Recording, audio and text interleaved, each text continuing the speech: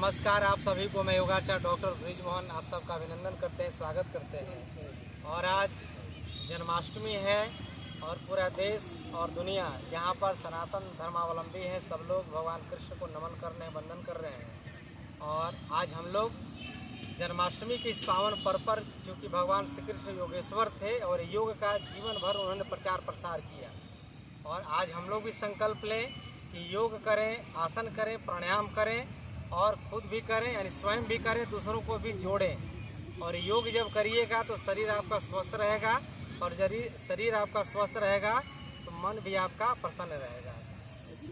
यह जो परिसर देख रहे हैं रमना मैदान है, और यहाँ पर मैं अंतर्राष्ट्रीय योग दिवस, पहला अंतर्राष्ट्रीय योग दिवस 21 जून 2015 को इसी एरिया में मैं कराया था। काफ़ी भीड़ जुटी हुई थी, और तब से लेकर के आज तक अंतर्राष्ट्रीय योग दिवस का आयोजन देश और दुनिया में हो रहा है।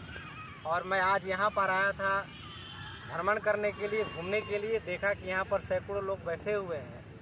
मुझे लगा कि रविवार को दिन यहाँ पर निःशुल्क रूप में यदि योग का अभ्यास कराया जाए तो एक संदेश समाज में जाएगा, और लोगों को योग के प्रति, प्राणायाम के प्रति रुझान बढ़ेगी, और लोग स्वस्थ हो सकते हैं।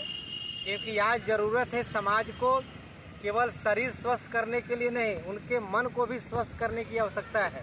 क्योंकि आज लोग बड़े बड़े ओहदे प्राप्त कर लेते हैं, नौकरी चाकरी कर लेते हैं, लेकिन चारित्रिक रूप से जब उनका क्षरण होने लगता है तो समाज में बलात्कार, व्यभिचार या भ्रष्टाचार यानी तमाम प्रकार की कुरीतियाँ देखने को मिलती हैं।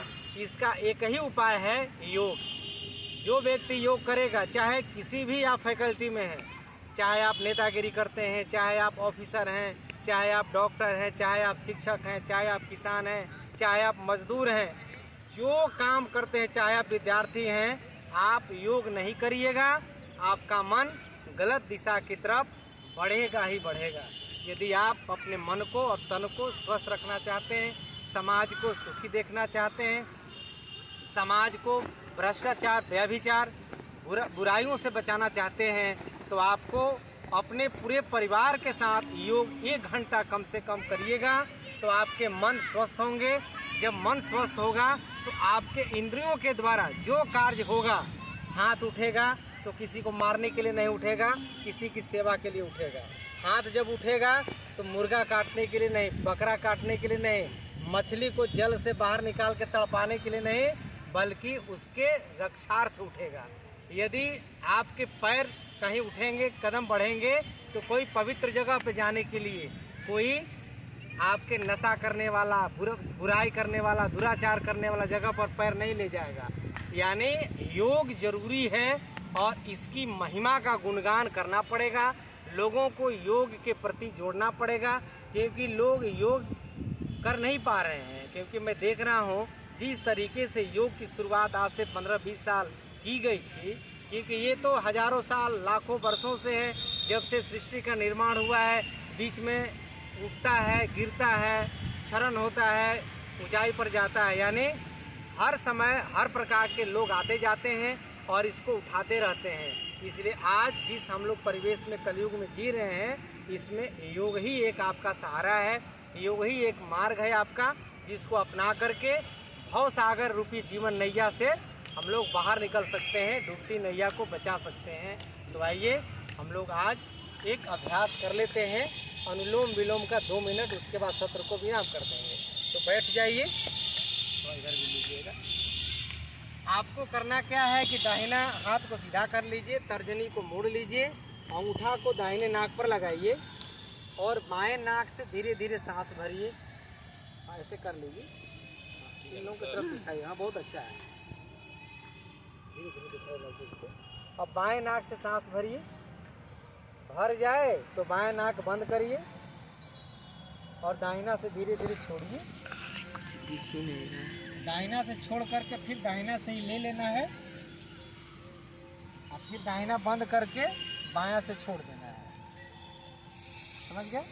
दाहिना से लीजिए,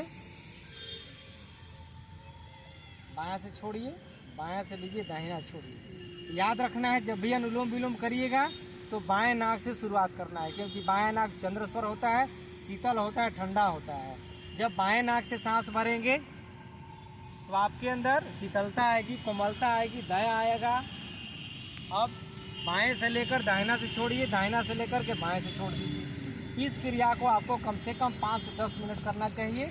ऐसा यदि अभ्यास करेंगे, घुमा लीजिए थोड़ा चारों तरफ, ऐसा यदि अभ्यास करेंगे चारों तरफ, देखिए पेड़ पौधे लगे, हरा भरा मौसम, धीरे धीरे, तो हाई ब्लड प्रेशर ठीक होगा, कभी लकवा नहीं मारेगा।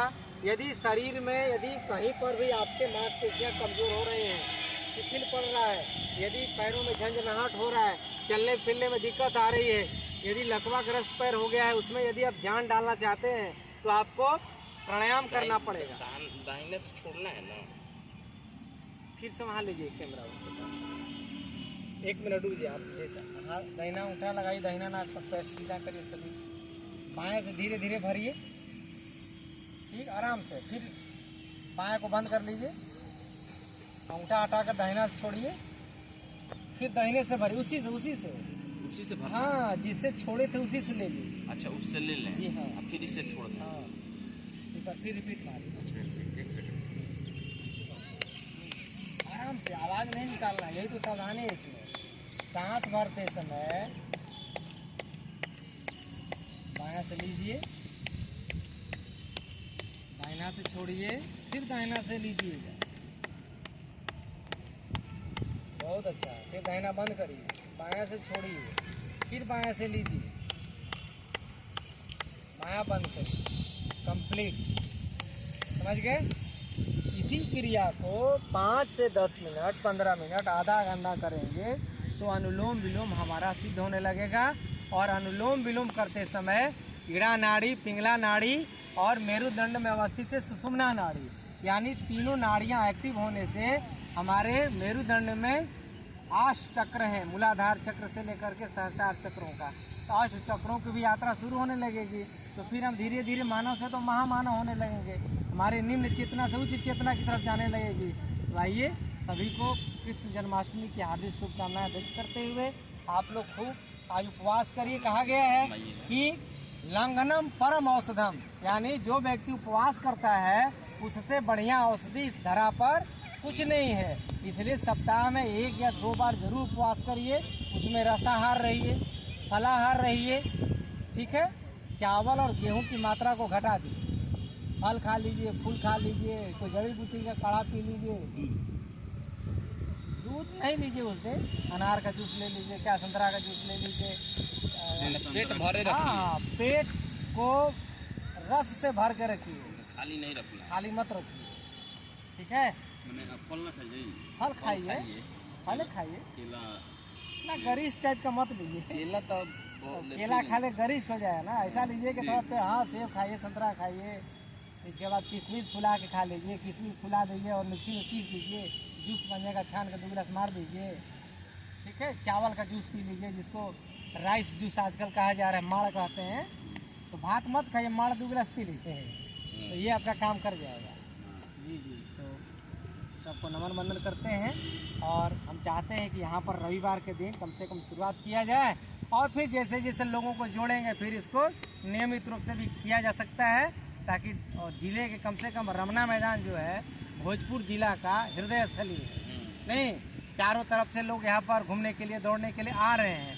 यहाँ लोगों को थोड़ा सा योग की तरफ हम लोग को मोड़ देना है, नहीं, कैसे नदी की पानी बह रही है उसको थोड़ा अच्छे जगह पर लेके घुमा देंगे। तो आइए, शांति शांति शांति।